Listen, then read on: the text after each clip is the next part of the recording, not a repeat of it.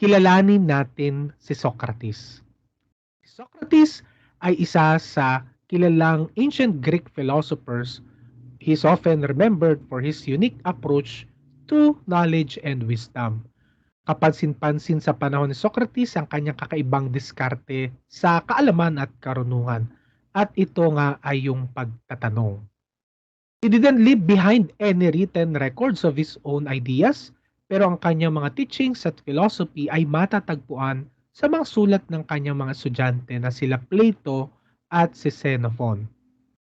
Kahit na siya ay tinuturing na kritiko at mahusay ng mga intelektual noong panahon niya, siya mismo ay hindi nagkiklaim sa sarili niya na siya ay matalino.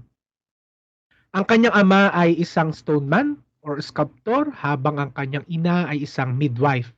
Dito nagsimula ang pananaw na si Socrates ay midwife ng knowledge. Ang kanyang asawang si Xantippe ay sinasabing isang pangit na babae. Sila ay nagkaanak ng 3. Sa ilang sulatin, inilarawan ng mga pilosopo na si Socrates bilang isang malaki at hindi gaanong gwapong lalaki. Inihalin tulad siya sa isang pato na naglalakad sa pampublikong lugar na mahilig magwak, magbiro, at may ganitong kakaibang ugali na pag-ikot ng kanyang mga mata habang kinakausap ang kanyang mga estudyante at inaalam ang kanilang mga gawi sa pag-iisip. Inihambing pa niya ang kanyang sarili na parang lumilipad na langaw na nangiistorbo sa mga natutulog na Griego. Ang sitwasyon na to ay sumisimbolo ng paggising niya sa mga nakasanayang kaalaman ng mga Griego. Pumupunta siya sa palengke or tinatawag na agora kung saan tatalakayin niya ang mga bagay-bagay gamit ang question and answer method o mas kilala sa Socratic method. Ang Elencus o Socratic method ay isang paraan ng pagtatanong at sagot na naglalayong mag-isip ng mas malalim para sa kanyang sarili at upang linawin ang isang konsepto tungkol sa kung ano ang tinatanong. Ginagawa niya ito sa pamamagitan ng pagbabato ng mga open-ended questions, conversations, probing questions, no? Kung saan humahantong ang kanilang pag-uusap sa pagkakaiba-iba ng pag-unawa sa mga bagay-bagay na kanilang pinag-uusapan. Kalimitan, nagtatapos ito sa salitang, "Ay, hindi ko alam." Hindi siya nagdadala ng anumang kasagutan upang masiyahan ng kanyang mga kapwa Griego sa dialectical na pag-uusap or dialectic conversation. Ang tanging daladala lamang ni Socrates ay ang pagtatanong. Naniniwala siya na ang tunay na karunungan ay kinabibilangan ng pagkilala sa mga limitasyon ng sariling kaalaman. Kasi pag nagtanong tayo na nagtanong bakit saan ito nanggaling, masusumpungan natin ay hindi natin alam. Sabihin niyayakap natin yung limitasyon ng ating kaalaman. Ang kanyang sikat na pahayag, "I know that I am intelligent because I know that I know nothing." Ang pahayag na ito ay sumasailalim sa kanyang paniniwala na ang tunay na karunungan ay nagsisimula sa pagkilala sa mga limitasyon ng kaalaman ng isang tao at pagiging handang magtanong upang makamit ang mas malalim na pag-unawa. Nuulit-ulit natin, no? Sa filosofiya, ang mahalaga ay magtanong. Si Socrates ay sobrang interesado sa mga tanong ng usaping moralidad. Naniniwala siya na ang virtue ang pinakamataas na antas ng kalaman tungo sa mas makabuluhang kahulugan ng buhay sa mundo. Man's body comes from this world of matter, but his reason comes from the universal reason or mind of the world. Pinakikilala niya na ang kaluluwa ay nagmula sa world of ideas. Sa modernong panahon, ito yung konsepto natin ng langit. Ang kaluluwa ay nagtataglay ng kaalaman, kagandahan, karunungan, katotohanan, kabutihan at pagiging perpekto. Ito ay hindi material. Ang kaluluwa ay immortal at umiiral bago pa tayo ipinanganak.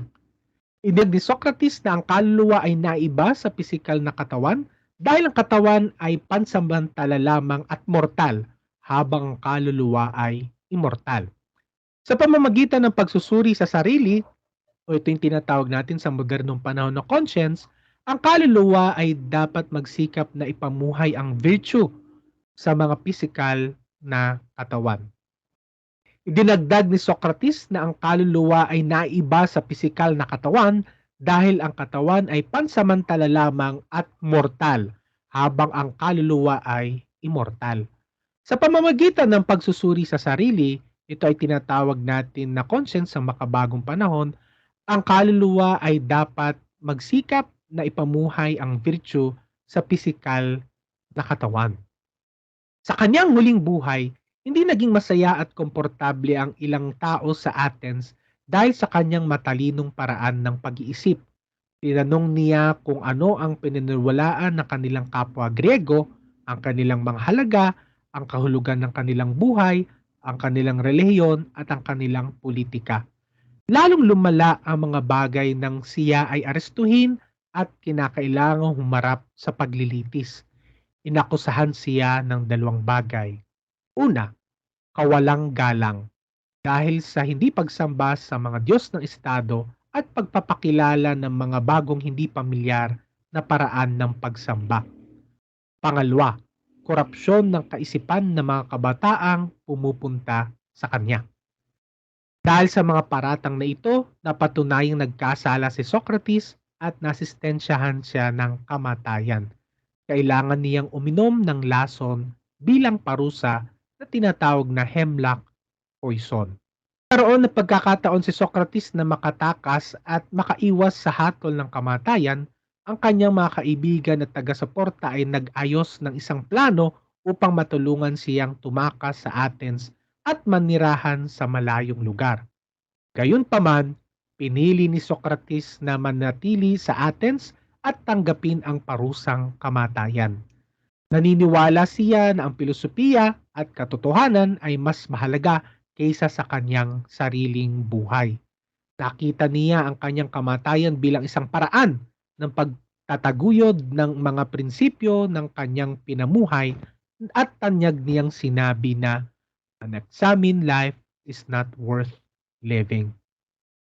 Ang desisyon na ito ni Socrates na uminom ng lason at harapin ng kamatayan ng may pilosopikal na katatagan ay naging simbolo ng kanyang dedikasyon sa kanyang mga paniniwala at ang kanyang pangako sa pamumuhay ayon sa kanyang mga prinsipyo. Ang kanyang pagpili na magpatuloy sa pamimilosopo kahit sa harap ng kamatayan ay nag-iwan ng pangmatagalang pamana at nagbigay ng inspirasyon sa hindi mabilang na henerasyon ng mga palaisip at pilosopo.